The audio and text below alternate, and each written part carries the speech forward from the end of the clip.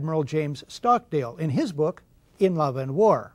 On the night in question, Stockdale is at the controls of a fighter jet flying cover for the two destroyers. He sees nothing. Another source is Ben Bradlee, much respected former managing editor of the Washington Post. Bradlee, in a public lecture in England in April 1987, states, "The facts behind this critically important resolution were quite simply lies." Fast forward again to August 2nd, 1990. Iraq attacks Kuwait, claiming the Kuwaitis are slant drilling into Iraq's oil fields. U.S. President George Herbert Walker Bush pushes for a land war against Iraq, but polls show the U.S. public is split 50-50 on that idea. Then comes this eyewitness testimony before a congressional committee from a 15-year-old Kuwaiti girl.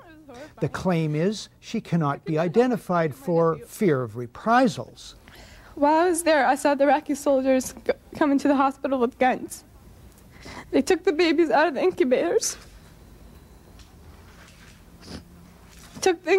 and left the children to die on the cold floor. The U.S. public is outraged. The result? Support for land war zooms. It's a turning point. Desert Storm is launched. 135,000 Iraqis are killed. An estimated 1 million Iraqis, many of them children and old people, then die as a result of 10 years of sanctions. One small problem. There never were any incubator baby deaths, not one. The Canadian Broadcasting Corporation's investigative flagship program, The Fifth Estate, reveals the girl to be the Kuwaiti ambassador's daughter, given her lines and coached in acting by the giant American PR firm Hill & Knowlton. It's one phase in a $10 million joint U.S.-Kuwaiti campaign of deception. This man is lying. I myself buried 14 newborn babies that had been taken from their incubators. This man is lying. And they had kids in incubators, and they were thrown out of the incubators so that Kuwait could be systematically dismantled. There were a lot of people who participated in a conspiracy. Yes, an out-and-out conspiracy of fake organizations, false documents, fraud, and disinformation. So, if a new man named Bush is in the White House and helps engineer a brazen deception in order to achieve global geopolitical goals, as well as domestic and personal ones, it wouldn't be a first, would it? After a short break, a detailed look at the events of September 11th, 2001. Today, democracy can ebb away in communities whose citizens allow power to become concentrated in the hands of bosses. What I say goes, see? I'm the law around here. The test of despotic power is that it can disregard the will of the people. Welcome back to The Great Conspiracy, the 9/11 news special you never saw. The events of 9/11 begin with aircraft going wildly off course. Incredibly, despite radar tracking for almost 2 hours, the whole of the mighty U.S. Air Force goes AWOL that morning. It's a mind-bending anomaly. Not a single U.S. Air Force interceptor turns a wheel until it's too late. There are no jets at all. It's a matter of historical record. That could happen only two ways. Either it was staggering multiple simultaneous coincidental incompetence at all levels in many agencies defying known laws of averages, a 54 million to 1 chance, which is the 9/11 Commission official story. There's another explanation. The U.S. Air Force is neutralized by design.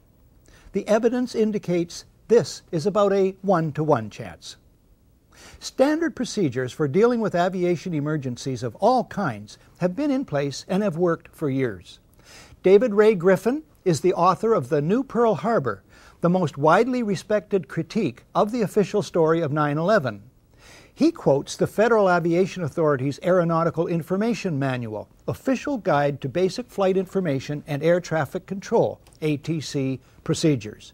It states, If you are in doubt that a situation constitutes an emergency or potential emergency, handle it as though it were an emergency. As for the military, the guiding document is ACC 113-SAOC, Volume 3, U.S. Air Defense Command and Control Operations.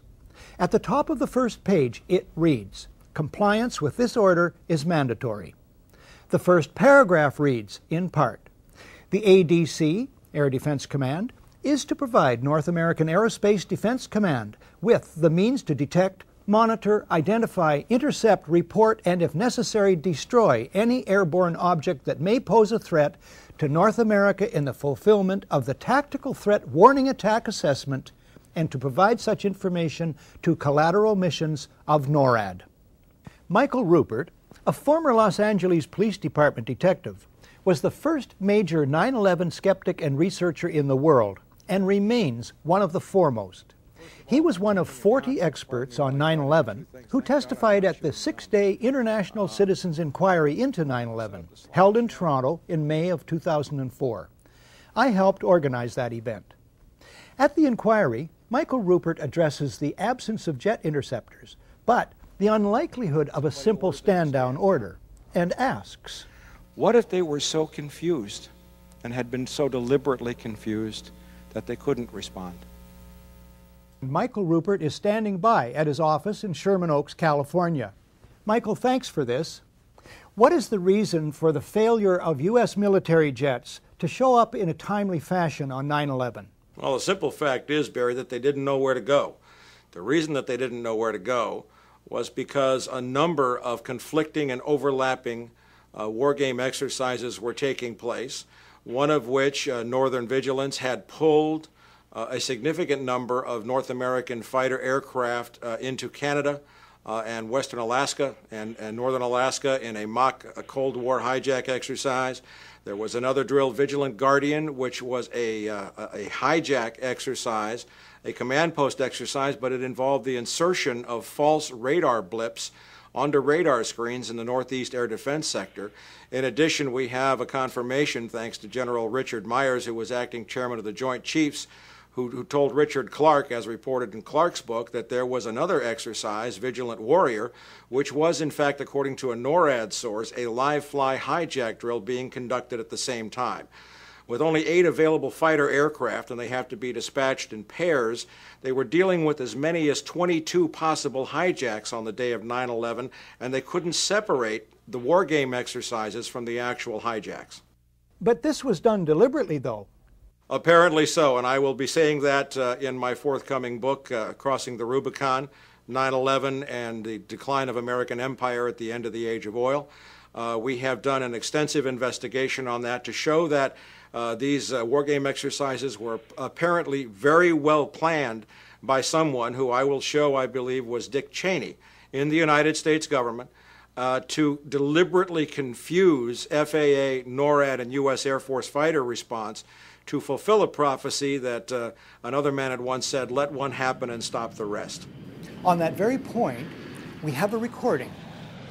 Hi, Boston Center Team U. We have a problem here. We have a hijacked aircraft headed towards New York. We need someone to scramble some F-16s or something up there to help us out. Is this real world or exercise? No, this is not an exercise, not a test. Now, the 9/11 Commission didn't mention the war games, is that right? No, in their final report they did mention, I think in one paragraph, Vigilant Guardian, but the response given by NORAD Commanding General Ralph Eberhardt and other Air Force spokespeople was absolutely nonsensical, and it made no mention of any of the other war game exercises.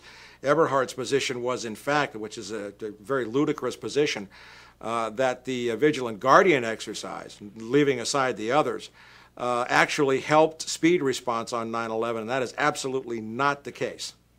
How does this relate to the 9/11 Commission report, which says that planes had gone in the wrong directions? Well, that's a separate issue, and that remains to be clarified. But what I will be disclosing in my book, in effect, is that there were 2 simultaneously operating command and control systems functioning on the day of 9/11, and at sometimes they were issuing conflicting orders. We do not have